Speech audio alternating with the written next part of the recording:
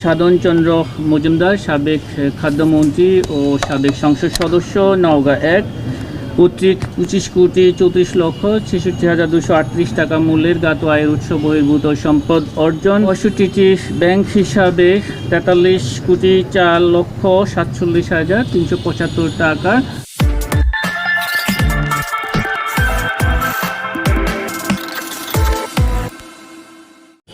অভিযোগ সংশ্লিষ্ট জনাব সাধনচন্দ্র মজুমদার, সাবেক খাদ্যমন্ত্রী ও সাবেক সংসদ সদস্য, নওগাঁ ১,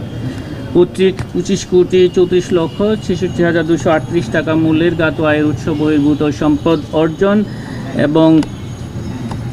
৬৫টি ব্যাংক হিসাবে ৪৩,৪,৪৭,৩৭৫ টাকা অস্বাভাবিক লেনদেনের মাধ্যমে রূপান্তর হস্তান্তরের মাধ্যমে মানি লন্ডারিং অপরাধে দুর্নীতি দমন কমিশন আইন ২০০৪-এর ২৭(১) ধারা, দুর্নীতি প্রতিরোধ আইন ১৯৪৭-এর ৫(২) ধারা এবং মানি লন্ডারিং প্রতিরোধ আইন ২০১২-এর ৪(৩) এবং ৪(২) ধারা একটি মামলা রুজুর সিদ্ধান্ত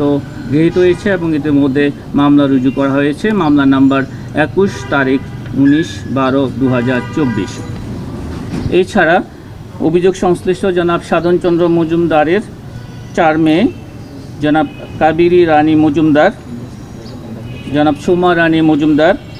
জনাব কৃষ্ণা রানী মজুমদার ও জনাব তৃণা মজুমদারের বিরুদ্ধে জ্ঞাত আয় বহির্ভূত সম্পদ অর্জনের অভিযোগের প্রাথমিক সত্যতা পাওয়ায় তাদের বিরুদ্ধে সম্পদ বিবরণী দাখিলের নোটিশ জারির সুপারিশ করা হয়েছে এবং উক্ত সুপারিশের প্রেক্ষিতে তাদের বধূ সম্পদ নোটিশ জারি করা হবে।